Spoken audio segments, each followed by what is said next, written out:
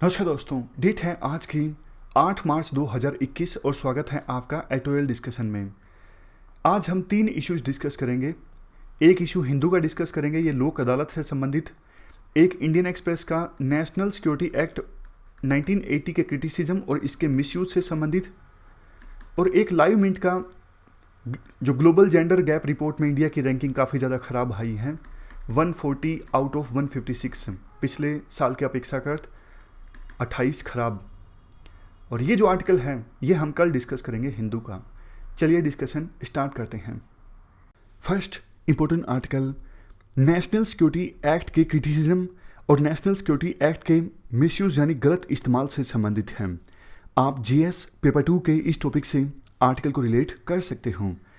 ये सारे एस्पेक्ट्स हम कवर करेंगे इस आर्टिकल के डिस्कशन में, लेकिन पहले बेसिक्स की बात करते हैं। देखो, डिटेंशन 2 टाइप की होती है, यानी पुलिस किसी को गिरफ्तार करती है, ऑफिशियल्स कस्टडी में लेती है, तो 2 तरह से ले सकती है। एक तो है पुनिटिव डिटेंशन।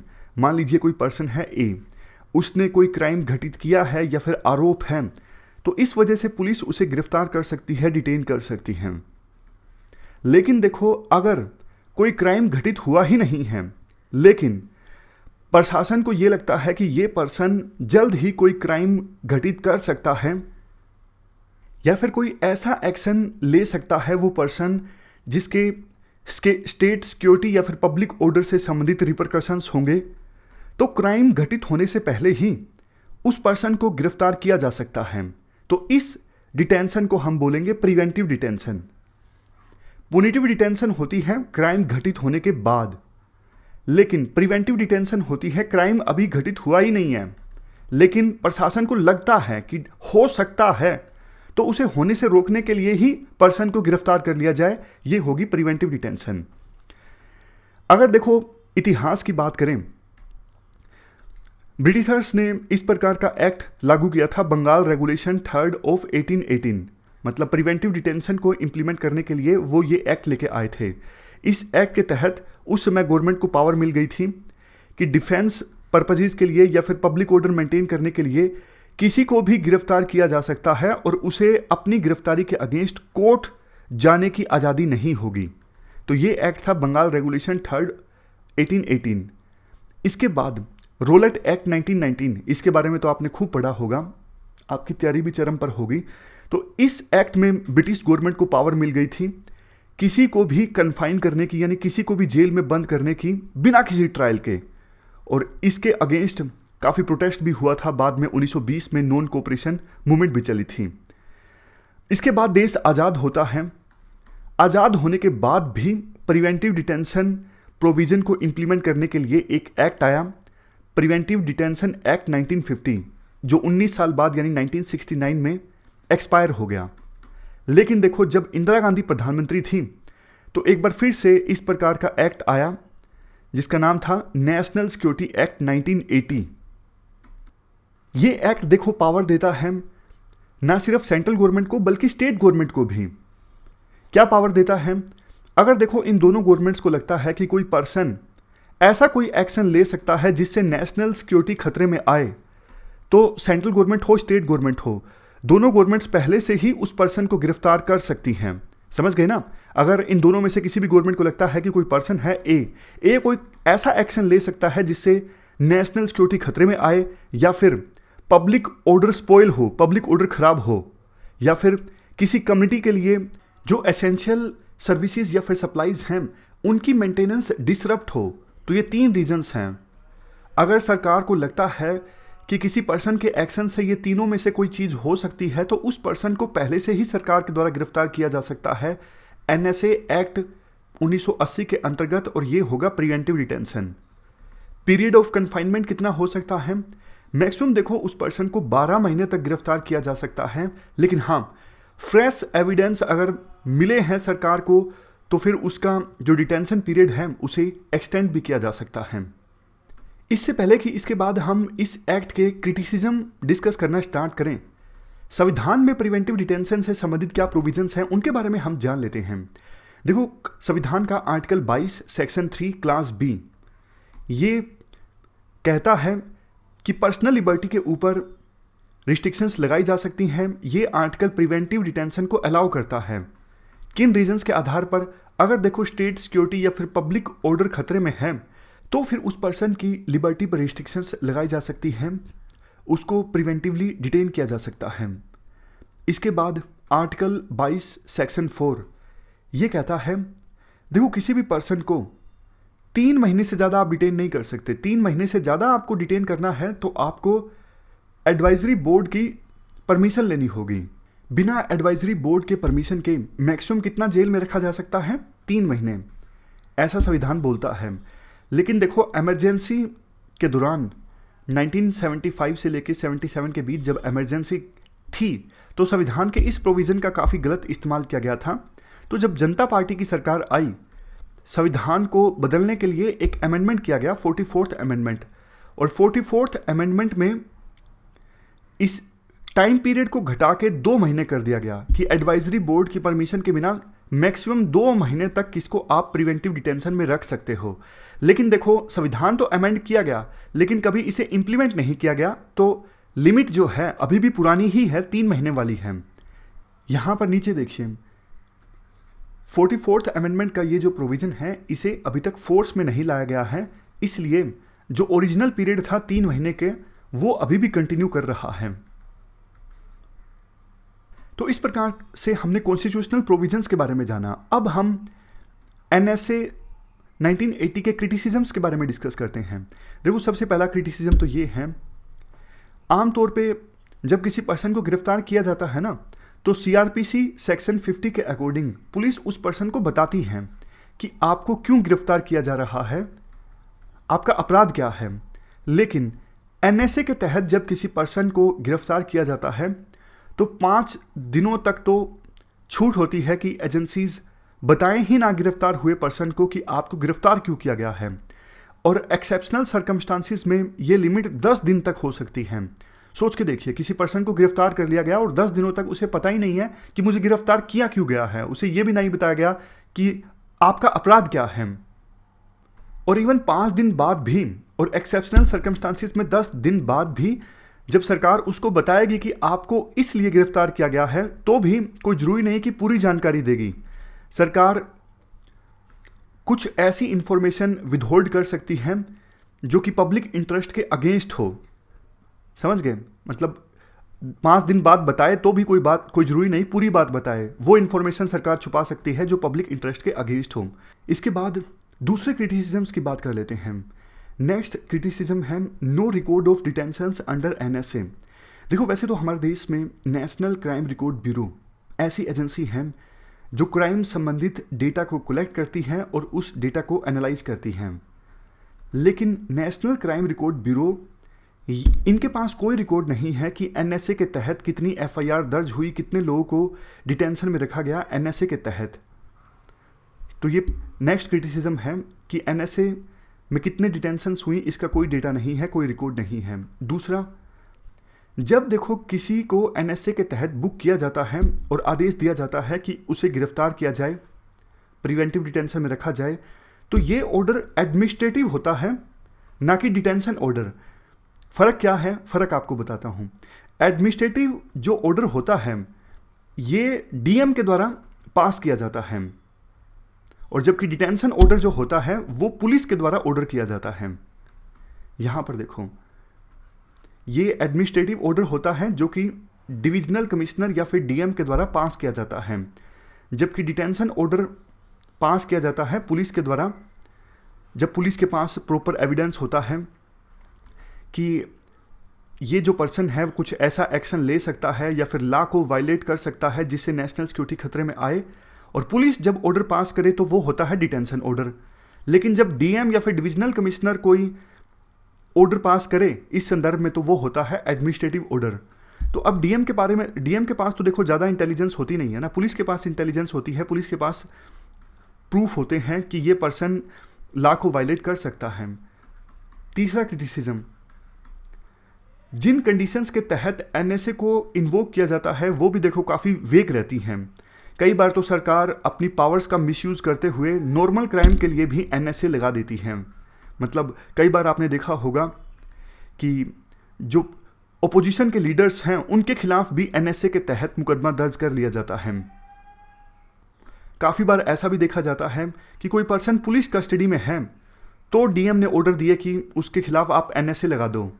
कई बार ऐसा होता है कि कोर्ट से बेल मिल गई लेकिन सरकार को कोई खुंदक है उस पर्सन से, तो फिर इवन कोर्ट से बेल मिलने के बाद एकदम से सरकार एनएसए लगा देती है ताकि वो पर्सन जेल से बाहर ना आ पाए और सरकार अपनी दुश्मनी निकाल सके। कई बार ऐसा भी होता है कि कोर्ट ने इक्विट कर दिया, बाइज्जत बरी कर दिया, लेकिन वो पर्सन जेल से बाहर ना निकल पाए इसलिए उसके खिलाफ एनएसए लगा दिया। तो इस प्रकार से मिसयूज होता है। Next, criticism. देखो, जब भी पुलिस किसी पर्सन को गिरफ्तार करती है ना, आर्टिकल 22 के अकॉर्डिंग 24 घंटों के अंदर अंदर पुलिस को उस गिरफ्तार हुए पर्सन को मजिस्ट्रेट के सामने पेश करना पड़ता है। लेकिन कोई पर्सन ऑलरेडी पुलिस कस्टडी में है और उसके खिलाफ एनएसए लगा दिया गया है, तो फिर आर्टिकल 22 के अगेंस्ट वो पर्सन ऑलरेडी पुलिस कस्टडी में था तो फिर से उसे मजिस्ट्रेट के सामने पेश नहीं करना पड़ेगा। तो ये जो एनएसए एक्ट का प्रोविज़न है वो आर्टिकल 22 के भी अगेंस्ट है। और इवन डिटेन्ड पर्सन को क्रिमिनल कोर्ट में बेल एप्लीकेशन लगाने का भी अधिकार नहीं है। नेक्स्ट पॉइंट, डीएम अगर देखो गलत भी ऑर्डर जारी कर देता है तो डीएम को इम्यूनिटी है। डीएम जो ये ऑर्डर पास करता है एनएसए से संबंधित, इसके लिए डीएम के खिलाफ किसी प्रकार की कोई लीगल प्रोसीडिंग इनिशिएट नहीं की जा सकती। इसके बाद इस एक्ट से संबंधित सेफगार्ड्स की बात भी की जाती है। मेनली देखो 2 सेफगार्ड्स हैं। एक तो संविधान में ही है, संविधान का आर्टिकल 22 क्लास 5, इसमें कहा गया है डिटेन्ड पर्सन जो हैं वो अपनी रिक्वेस्ट डाल सकते हैं, रिप्रेजेंटेशन दे सकते हैं एक इंडिपेंडेंट एडवाइजरी बोर्ड को अपनी डिटेंशन के अगेंस्ट। वो इंडिपेंडेंट एडवाइजरी बोर्ड जो होगा उसमें 3 मेंबर्स होंगे जिसको चेयर किया जाएगा हाईकोर्ट के एक जज के द्वारा। और ये इंडिपेंडेंट एडवाइजरी बोर्ड डिसाइड करेगा कि जो डिटेंशन है वो सही है या फिर गलत है। दूसरा, आर्टिकल 32 के तहत या फिर आर्टिकल 226 के तहत हेबियस कॉर्पस प्ली फाइल की जा सकती है डिटेन्ड हुए पर्सन के द्वारा हाई कोर्ट में या फिर सुप्रीम कोर्ट में। हाई कोर्ट में जाना है तो आर्टिकल 226 के तहत, सुप्रीम कोर्ट में जाना है तो आर्टिकल 32 के तहत। जैसे देखो एग्जांपल देता हूँ, आपको याद रह जाएगा। जम्मू एंड कश्मीर में जब स्पेशल स्टेटस रिवोक किया गया था ना, तो जम्मू एंड कश्मीर के काफ़ी लीडर्स को प्रिवेंटिवली डिटेन किया गया था क्योंकि सरकार को डर लग रहा था कि ये लीडर्स जो हैं कोई ऐसा काम ना कर दें जिससे नेशनल सिक्योरिटी खतरे में आ जाए। तो फारूक अब्दुल्ला, उमर अब्दुल्ला, महबूबा मुफ्ती, इन सबको जेल में बंद कर दिया गया था। तो फिर काफ़ी सारी पिटीशंस फाइल की गई थी सुप्रीम कोर्ट में हेबियस कॉर्पस से संबंधित कि प्रोड्यूस द बॉडी, मतलब सरकार ने इन लीडर्स को जो डिटेन किया है वो इल्लीगल है। तो इस एग्जाम्पल से आपको याद रह जाएगा, अगर किसी को प्रिवेंटिवली डिटेन किया जाता है तो फिर वो पर्सन सुप्रीम कोर्ट में या फिर हाई कोर्ट में हेबियस कॉर्पस प्ली फाइल कर सकता है कि मेरा जो डिटेंशन है वो इल्लीगल है। और सुप्रीम कोर्ट या फिर हाई कोर्ट को लगता है कि सही में डिटेंशन इल्लीगल है तो सुप्रीम कोर्ट या फिर हाई कोर्ट आदेश दे सकती है कि छोड़ दीजिए इस पर्सन को, इस पर्सन का जो डिटेंशन है वो इल्लीगल है। लास्ट में आर्टिकल में कहा जाता है, देखो सुप्रीम कोर्ट ने कहा है कि एनएसए के तहत अगर किसी का प्रिवेंटिव डिटेंशन होता है तो एक बैलेंस इस्टेब्लिश करना जरूरी है सोशल सिक्योरिटी और सिटीजन्स की फ्रीडम के बीच। मिसयूज नहीं होना चाहिए इस एक्ट का। आप इस एक्ट को अगर इम्प्लीमेंट करते हो तो ये भी इंश्योर कीजिए कि आप प्रोसीजरल जो सेफगार्ड्स हैं, जैसे ये सेफगार्ड्स जो हैं उनको आप कंप्लाई कीजिए और बहुत ज़्यादा ध्यान से इस एक्ट के प्रोविजंस को समझने के बाद इस एक्ट के प्रोविजंस का आप इस्तेमाल कीजिए। ये सुप्रीम कोर्ट ने बातें कही थी। तो ये पूरा आर्टिकल हमने डिस्कस किया एनएसए के मिसयूज और एनएसए के क्रिटिसिज्म्स से संबंधित। चलते हैं आगे। नेक्स्ट आर्टिकल लोक अदालत से संबंधित है। आप जीएस पेपर 2 के इस टॉपिक से आर्टिकल को रिलेट कर सकते हो। ये सारे एस्पेक्ट्स हम कवर करेंगे इस आर्टिकल के डिस्कशन में। सबसे पहले लोक अदालत का मतलब हम जान लेते हैं। देखो, लोक अदालत का मतलब होता है पीपल्स कोर्ट। इसे कोर्ट ऑन गांधीयन प्रिंसिपल्स भी कहा जाता है। देखो, अल्टरनेटिव डिस्प्यूट रेजुलेशन जो मैकेनिज्म होता है, अल्टरनेटिव डिस्प्यूट रेजुलेशन में केस को सोल्व करने की कोशिश की जाती है विदाउट लिटिगेशन, यानी कोर्ट में लिटिगेशन ना चले, उसके बिना ही केस को सोल्व कर लिया जाए। जैसे मीडिएशन एक एग्जाम्पल है अल्टरनेटिव डिस्प्यूट रेजोल्यूशन का, उसी प्रकार से लोक अदालत भी एक एग्जाम्पल है अल्टरनेटिव डिस्प्यूट रेजोल्यूशन का। मतलब लोक अदालत का मकसद भी ये है कि कोर्ट में लिटिगेशन चले बिना ही केस सोल्व हो जाए। लोक अदालत में मेनली देखो 3 लोग होते हैं। एक जुडिशियल ऑफिसर होता है जो कि चेयरमैन होता है लोक अदालत का, दूसरा वकील होता है और तीसरा सोशल वर्कर होता है। वैसे तो देखो लोक अदालत का जो कंसेप्ट है वो काफ़ी पुराना है। सुप्रीम कोर्ट के अनुसार इवन एंशियंट समय में भी लोक अदालत इंडिया में ऑर्गेनाइज हुआ करती थी और मॉडर्न समय में भी कंटिन्यू रही। अगर स्टैट्यूटरी स्टेटस की बात करें, 1949 में हरिवाला पारिख, ये महात्मा गांधी के चेले थे, इन्होंने गुजरात के रंगपुर में लोक अदालत के कंसेप्ट को पॉपुलराइज किया। फर्स्ट लोक अदालत कैंप ऑर्गेनाइज हुआ गुजरात में 1982 में। जैसा हमने डिस्कस किया उस समय देखो लोक अदालत को कोई स्टैट्यूटरी स्टेटस हासिल नहीं था, लेकिन लोक अदालत की जो पॉपुलैरिटी थी वो बढ़ती जा रही थी।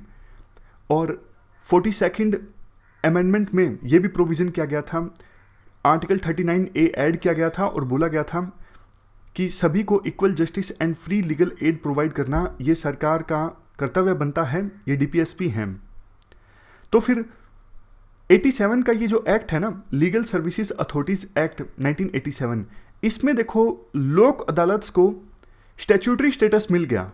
यानी 1987 के इस एक्ट के आने के बाद, ये एक्ट फोर्स में आया था 1995 में, इस एक्ट के फोर्स में आने के बाद लोक अदालत को स्टैट्यूटरी स्टेटस मिल गया। उससे पहले तो किसी कानून में कोई प्रोविज़न नहीं था लोक अदालत का। लोक अदालत में कौन से केस जाते हैं, देखो अगर कोई केस कोर्ट के सामने अभी पेंडिंग है, 2 पार्टीज हैं जिनके बीच में डिस्प्यूट है, अगर एक भी पार्टी को लगता है कि केस जो है वो लोक अदालत के पास अगर भेजा जाए तो जल्दी सोल्व हो जाएगा, तो वो रिक्वेस्ट डाल सकता है। और कोर्ट भी अगर सेटिस्फाई है, मान लीजिए 2 पार्टीज के बीच डिस्प्यूट है, दोनों पार्टी ही राजी हो जाएं लोक अदालत में जाने के लिए, तो कोई दिक्कत है ही नहीं।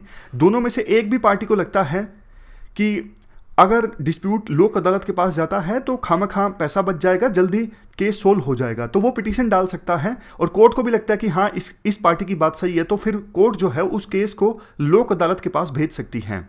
या फिर देखो 2 पार्टीज के बीच डिस्प्यूट हो गया, अभी तो केस फाइल भी नहीं हुआ है, लेकिन पहले ही दोनों पार्टी डिसाइड कर लेती हैं कि हम सिविल कोर्ट जाने के बजाय लोक अदालत में जाते हैं इस मामले के समाधान के लिए, तो भी सीधा लोक अदालत में जाया जा सकता है अगर कोर्ट में केस पेंडिंग ना भी है तो भी। ये कुछ एग्जाम्पल्स हैं वो मैटर्स जो लोक अदालत के पास जा सकते हैं। जैसे देखो motor accident claims, disputes related to public utility services, जैसे इलेक्ट्रिसिटी डिपार्टमेंट, वाटर डिपार्टमेंट से संबंधित कोई मामला है, case related to dishonour of cheques, land acquisition cases, labour disputes, ये एग्जाम्पल्स हैं। बस आपको ये ध्यान रखना है जो नॉन कंपाउंडेबल ऑफेंस है ना, वो नहीं जा सकते लोक अदालत के पास। नॉन कंपाउंडेबल ऑफेंस कौन से होते हैं, देखो नॉन कंपाउंडेबल ऑफेंस वो ऑफेंस होते हैं जो सीरियस क्राइम होते हैं। जैसे रेप है, रेप एक बहुत सीरियस क्राइम है, ये क्राइम अगेंस्ट सोसाइटी भी है, तो ऐसे मामले लोक अदालत के पास नहीं जा सकते। और देखो ये जो नॉन कंपाउंडेबल ऑफेंस होते हैं ना, इन ऑफेंसेस में पार्टीज अपनी मर्जी से कॉम्प्रोमाइज़ नहीं कर सकती। जैसे मैं आपको एग्जांपल देता हूँ, याद रह जाएगा आपको, कुछ दिनों पहले की एक खबर थी, 2 फैमिलीज़ के बीच डिस्प्यूट हो गया, एक तरफ ए फैमिली, दूसरी तरफ बी फैमिलीज़। मामूली सा डिस्प्यूट था, थोड़ी सी हाथापाई, ज़्यादा नहीं, लेकिन आपको पता है कि लोग थोड़ा सा भी होने पे गलत FIR दर्ज करवा देते हैं अपने केस को मजबूत बनाने के लिए।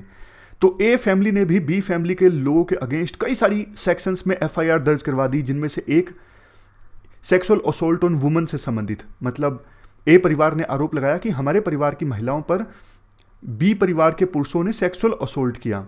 उसी प्रकार से बी परिवार ने भी काउंटर FIR दर्ज करवा दी इस प्रकार की। लेकिन जब पुलिस ने जांच स्टार्ट की तो दोनों परिवार के लोग डर गए, अरे ये तो जो सेक्सुअल असोल्ट से संबंधित सेक्शन है ये तो काफ़ी गंभीर है, इसमें तो अरेस्ट भी हो सकता है। फिर इन दोनों परिवारों को लगा कि हमें आपस में कॉम्प्रोमाइज़ कर लेना चाहिए, लेकिन कॉम्प्रोमाइज़ करने लगे तब पता लगा कि ये सेक्सुअल असोल्ट वाला जो सेक्शन है ना, ये नॉन कंपाउंडेबल है। आपने केस तो दर्ज करवा दिया एक दूसरे के ऊपर, लेकिन अब आप अपनी मर्जी से कॉम्प्रोमाइज़ नहीं कर सकते। अगर आपको कॉम्प्रोमाइज़ करना है तो हाई कोर्ट में पिटीशन फाइल करनी पड़ेगी। तो ये याद रखिएगा, नॉन कंपाउंडेबल वो ऑफेंस होते हैं जो सोसाइटी के अगेंस्ट क्राइम होते हैं, जिसमें पार्टीज अपनी मर्जी से कॉम्प्रोमाइज़ नहीं कर सकती। कॉम्प्रोमाइज़ करना डिफिकल्ट होता है, हाई कोर्ट में पिटीशन फाइल करनी पड़ती है एफआईआर को क्वैश करने के लिए। लोक अदालत के पास कौन सी पावर्स होती हैं? इनके पास देखो सिविल कोर्ट जैसी पावर्स होती हैं। जैसे सिविल कोर्ट के पास पावर होती है ना कोड ऑफ सिविल प्रोसीजर में, वैसी ही पावर्स लोक अदालत में होती हैं। लोक अदालत लेकिन किसी डिस्प्यूट को सोल्व करने के लिए अपना प्रोसीजर्स भी अपना सकती हैं, और लोक अदालत की जो प्रोसीडिंग्स हैं उन्हें जुडिशियल प्रोसीडिंग माना जाता है इंडियन पिनल कोड 1860 के मीनिंग के तहत। और लोक अदालत का जो आदेश होता है वो सिविल कोर्ट या फिर दूसरे कोर्ट के आदेश के समान वैल्यू रखता है। नेक्स्ट पॉइंट, लोक अदालत का जो फैसला होता है वो सभी पार्टीज़ के ऊपर बाइंडिंग होता है। लोक अदालत के फैसले के अगेंस्ट आप किसी प्रकार की अपील फाइल नहीं कर सकते। ये प्रोविज़न है जिस पे प्री में क्वेश्चन बनते हैं। प्री में देखो दो चीज़ों पर क्वेश्चन बनते हैं, एक तो अपील फाइल की जा सकती है या फिर नहीं की जा सकती है, दूसरा लोक अदालत में जो बोर्ड होता है उसमें कौन कौन सदस्य हो सकता है, सोशल वर्कर हो सकता है या फिर नहीं हो सकता। ज़्यादा संभावना है गलत होने की अगर इस प्रकार के पॉइंट्स पे क्वेश्चन बनते हैं। 2016 में यूपीएससी ने लोक अदालत पे क्वेश्चन पूछा भी था प्री में। खैर, बेसिक्स डिस्कस करने के बाद अब हम मुद्दे की बात करते हैं, मेंस पर्सपेक्टिव पे आते हैं। लोक अदालत ने देखो पिछले कुछ समय में बहुत सारे केसेस सोल्व किए हैं। स्टेट लीगल सर्विसेज अथॉरिटी लोक अदालत ऑर्गेनाइज कर रही है डेली बेसिस पे, 14 दिनों में एक बार या फिर मंथली बेसिस पे। नेशनल लीगल सर्विसेज अथॉरिटी का डेटा शो करता है कि लोक अदालत 2016 से 2020 के बीच में हमारे देश में जो ऑर्गेनाइज हुई हैं, इन्होंने 52,46,415 केस सोल्व किए हैं। और नेशनल लोक अदालत जो कि ऑर्गेनाइज हुई नालसा के तहत, इन्होंने भी एक ही दिन में बहुत सारे केसेस सोल्व किए।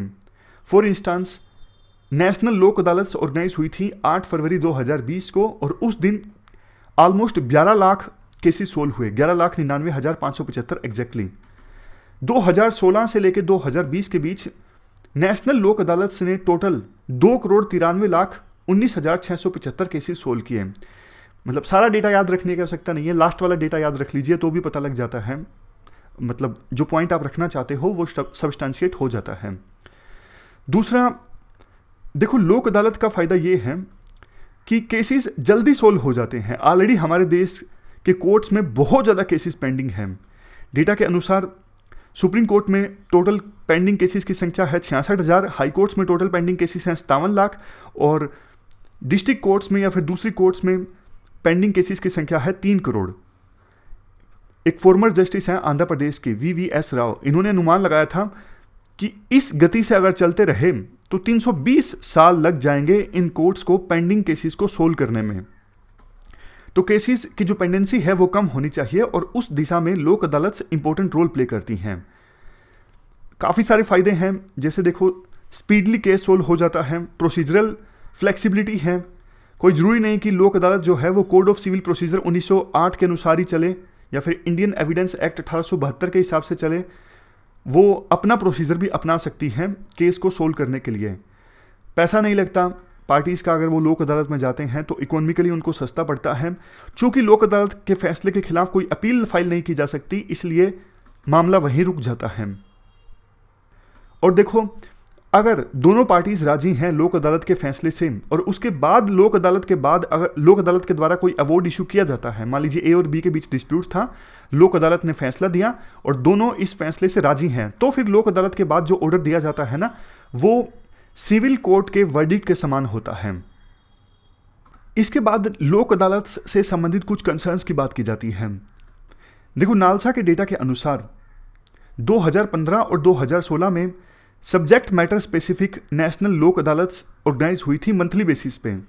जैसे पर्टिकुलर डे डिसाइड कर लिया कि इस दिन नेशनल लोक अदालत ऑर्गेनाइज होंगी जो मैरिटल डिस्प्यूट्स को सुनेंगी, इस प्रकार से सब्जेक्ट पहले से डिसाइड कर लिया। लेकिन देखो 2017 के बाद से ये प्रैक्टिस डिसकंटिन्यू हो गई, और एक ही दिन सभी प्रकार के जो केसेस हैं वो लोक अदालत हैंडल करने लगी।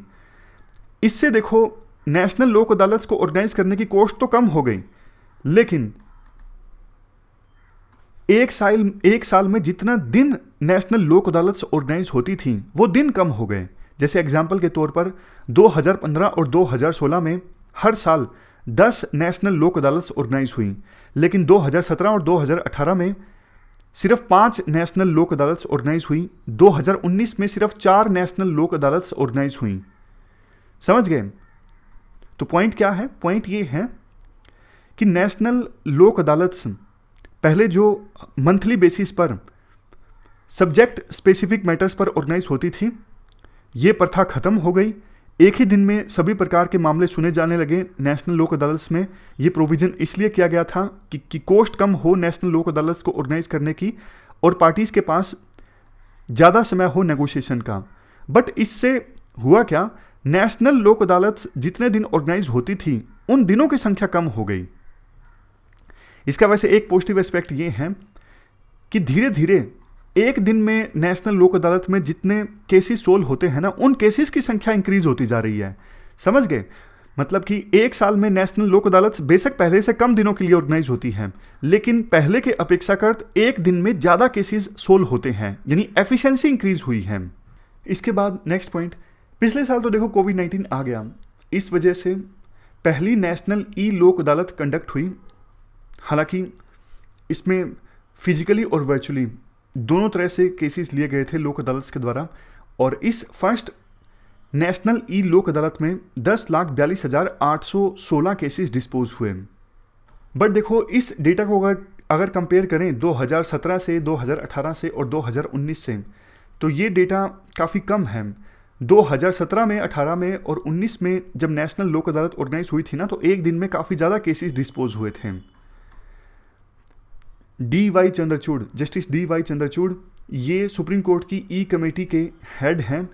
इन्होंने हाल ही में ड्राफ्ट रिलीज़ किया phase 3 of the E court project, और इस ड्राफ्ट को अगर इम्प्लीमेंट किया जाता है तो ये एजुकेटरी प्रोसेस की एफिशिएंसी को इम्प्रूव करने में बहुत ही इंपॉर्टेंट साबित होगा। इसके बाद देखो कुछ दूसरे कंसर्न्स भी हैं।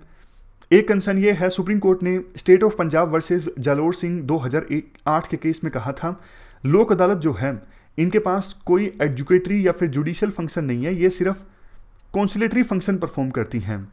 तो सुप्रीम कोर्ट का ये कहना लोक अदालत के स्टेटस को अंडरमाइन करता है।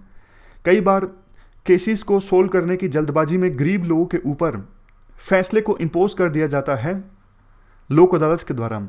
जैसे देखो भोपाल गैस ट्रेजडी से संबंधित केसेस में भी कुछ रुपए देकर ही जो विक्टिम थे उनके क्लेम को सेटल डाउन कर दिया गया।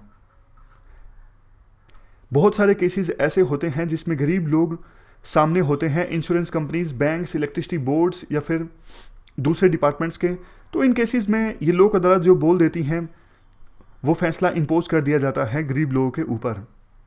बहुत सारे लोक अदालत के केसेस में ऐसा हो जाता है जैसे किसी ने केस किया था 1 लाख कंपनसेशन देने के लिए, तो कोर्ट कह देती है, यानी लोक अदालत बोल देती है कि आप 50,000 कंपनसेशन ले लीजिए। तो डिस्काउंटेड वैल्यू पर सेटल डाउन हो जाती हैं दोनों पार्टीज, लेकिन इससे जस्टिस तो नहीं हुआ ना। सामने वाला सोचता है गरीब पर्सन कि चलो यार 50,000 मिले वही बहुत है, तो वो डिस्काउंटेड वैल्यू पर सेटल डाउन हो जाता है। इवन गरीब महिलाओं को भी काफ़ी बार हार्मनी के नाम पर और एमिकेबली डिस्प्यूट को सेटल डाउन करने के नाम पर जो लोक अदालत का फैसला है वो मानना पड़ता है। कंक्लूजन में लास्ट में देखो कहा जाता है एफिशिएंसी और स्पीड तो देखो ज़रूरी है, लेकिन लोक अदालत को जस्टिस की क्वालिटी पर भी ध्यान देना चाहिए। इस साल की पहली नेशनल लोक अदालत ऑर्गेनाइज होगी 10 अप्रैल को। जस्टिस देखो जल्दी आया ये ज़रूरी है, लेकिन उससे भी ज़्यादा ज़रूरी है कि जस्टिस जो है वो सही आया। मतलब जल्दी के नाम पे आप ऐसा नहीं कि जो आउटकम है वो ठीक नहीं हो, जो वर्डिक्ट आए लोक अदालत का उसमें कमियां हों, ऐसा नहीं होना चाहिए। तो ये पूरा आर्टिकल हमने डिस्कस किया लोक अदालत से संबंधित। चलते हैं आगे। इसके बाद next article global gender gap report में इंडिया की बहुत ही खराब रैंकिंग से संबंधित है। आप जीएस पेपर 2 के इस टॉपिक से आर्टिकल को रिलेट कर सकते हो। देखो वर्ल्ड इकोनॉमिक फोरम के द्वारा ये रिपोर्ट रिलीज़ की जाती है, global gender report. World economic forum के द्वारा ये सारी रिपोर्ट्स भी रिलीज़ की जाती हैं, एक बार आप नज़र डाल लीजिए। लेकिन फोकस जो है हमारा ग्लोबल जेंडर गैप रिपोर्ट पे है। 4 पैरामीटर्स को ध्यान में रखते हुए ये रिपोर्ट जारी की जाती है। Economic participation and opportunity, educational attainment, political empowerment, health and survival. India की रैंकिंग कितनी आई है इस रिपोर्ट में? इंडिया की रैंकिंग बताऊं उससे पहले थोड़ी और बेसिक इन्फॉर्मेशन जान लीजिए। इस रिपोर्ट में देखो किसी भी देश को स्कोर दिया जाता है 0 से 1 के बीच। अगर 1 स्कोर मिला है किसी देश को तो इसका मतलब ये है कि वहाँ पे इक्वालिटी है मेल और फीमेल के बीच। अगर 0 स्कोर है तो वहाँ पे बहुत ज़्यादा इनइक्वालिटी है मेल और फीमेल के बीच। मकसद ये होता है इस रिपोर्ट का कि इन पैरामीटर्स पर परखना विभिन्न देशों में मैन और वुमेन के बीच में कितना डिफरेंस है। अब बात करते हैं इंडिया की रैंकिंग की। इंडिया की रैंकिंग देखो बहुत ज़्यादा पुअर है, 140 आउट ऑफ 156। इंडिया पिछले साल के अपेक्षाकृत 28 स्थान पिछड़ गया है। पिछले साल इंडिया की रैंकिंग थी 112 आउट ऑफ 153 और इस साल 140 आउट ऑफ 156। हमारी रैंकिंग साउथ एशिया में तीसरे नंबर पे सबसे ज़्यादा खराब है। आइसलैंड की रैंकिंग सबसे अच्छी है इस ग्लोबल जेंडर रिपोर्ट में। और देखो सस्टेनेबल डेवलपमेंट गोल्स जो है जिनको अचीव करना है 2030 से पहले, उसमें एक प्राइम गोल है जेंडर इक्वलिटी। तो हम सस्टेनेबल डेवलपमेंट गोल्स को अचीव करने की दिशा में आगे बढ़ने के बजाय पीछे जा रहे हैं, अगर पर्टिकुलरली इसी एस्पेक्ट की बात करें जेंडर इक्वलिटी। अगर हमारे पड़ोसी देशों की बात करें, हम देखो बांग्लादेश, नेपाल, भूटान, श्रीलंका, म्यांमार इनसे पीछे हैं इस जेंडर गैप रिपोर्ट में। इसके बाद देखो हर एक एस्पेक्ट की बात की जाती है जिन 4 पैरामीटर्स के आधार पर ये रिपोर्ट जारी की जाती है ना। जैसे सबसे पहले है political empowerment. Political empowerment index में इंडिया का जो स्कोर है 13.5% कम हुआ है। हमारे देश में 2019 में वुमेन मिनिस्टर्स की संख्या थी 23.1%, 2021 में घट के हो गई है 9.1%। लेकिन देखो फिर भी दूसरे कंट्रीज़ के मुकाबले में हमारी जो रैंकिंग है पॉलिटिकल एम्पावरमेंट इंडेक्स में वो है 51। एजुकेशन अटेनमेंट के मामले में इंडिया की रैंकिंग है 114। जेंडर गैप जो है मेल और फीमेल के बीच में एजुकेशन के मामले में वो इम्प्रूव हुआ है प्राइमरी, सेकेंडरी और टर्सरी एजुकेशन में। लेकिन देखो लिटरेसी के मामले में वुमेन और मैन के बीच ये गैप अभी भी मौजूद है। जैसे देखो आज भी 1/3 जो महिलाएं हैं वो इलिटरेट हैं, निरक्षर हैं, 34.2%, जबकि 17.6% मैन इलिटरेट हैं। तीसरा parameter economic participation and opportunity की बात करें, इस रिपोर्ट में इंडिया का जो स्कोर है वो 3% और कम हुआ है। प्रोफेशनल और टेक्निकल रोल्स में महिलाओं का जो शेयर है वो कम होकर हो गया है 29.2%। और सीनियर एंड मैनेजरियल पोजीशन में भी महिलाओं का जो शेयर है वो 14.6% है। सिर्फ देश में 8.9% फर्म्स ऐसी हैं जहां पे टॉप फीमेल मैनेजर्स हैं। देखो इस पैरामीटर पे इंडिया की परफॉर्मेंस काफ़ी ख़राब है क्योंकि महिलाओं का लेबर फोर्स में पार्टिसिपेशन काफ़ी कम है। और दूसरा, महिलाओं की जो इनकम है वो मैन के अपेक्षाकृत काफ़ी कम है। अगर एक मैन को 100 रुपये मिलते हैं तो महिलाओं को 20 रुपये मिलते हैं। यहाँ पर देखो नीचे, पाकिस्तान और अफ़गानिस्तान में महिलाओं की जो इनकम है वो एक एवरेज मैन की इनकम से 16% से भी कम है, जबकि इंडिया में ये है 20.7%। ये भी काफ़ी ख़राब है। सबसे लास्ट में चौथा पैरामीटर है हेल्थ एंड सर्वाइवल इंडेक्स। इसमें इंडिया की रैंकिंग सबसे ख़राब है 155। इंडिया से ज़्यादा सिर्फ चाइना ने ख़राब परफॉर्म किया है। इसका रीज़न ये है स्क्यूड सेक्स रेशो, सन प्रेफरेंस, जिसके लिए काफ़ी बार भ्रूण हत्या कर दी जाती है, और मिसिंग वुमन का कंसेप्ट है। काफ़ी सारे स्टेट्स में सेक्स रेशो काफ़ी ज़्यादा पुअर है, तो जिस वजह से इस पैरामीटर में तो इंडिया की परफॉर्मेंस बहुत ही ज़्यादा ख़राब है। सेक्स सिलेक्टिव प्रैक्टिसेस अभी भी फॉलो होती हैं, प्रैक्टिस की जाती हैं कुछ इलीगल हॉस्पिटल्स के द्वारा। 4 में से 1 महिला को अपने लाइफ टाइम में कभी ना कभी इंटीमेट वायलेंस का सामना करना पड़ता है, ये डेटा कहता है। तो ये सारे पॉइंट्स हैं। अब देखो वे फॉरवर्ड की बात करें, आर्टिकल में तो 2-3 पॉइंट का वे फॉरवर्ड लिखा हुआ है कि सरकार जो है वो वर्क प्लेसेस पर मेल और फीमेल के बीच में जो डिस्क्रिमिनेशन होता है उसे एड्रेस करने के लिए और ज़्यादा स्टेप्स उठाए, और ये जो 4 पैरामीटर्स हैं, अलग अलग पैरामीटर पर महिलाओं की संख्या को इंक्रीज़ करने की कोशिश करें, लेकिन वेग से पॉइंट्स हैं। कोई और आर्टिकल सजेशन से संबंधित अच्छा आएगा तो वो हम डिस्कस करेंगे कि इस जेंडर गैप रिपोर्ट में इंडिया अपनी रैंकिंग को कैसे इंप्रूव कर सकता है। फिलहाल आज हमारी इस डिस्कशन में इतना ही है। Thank you very much for discussion.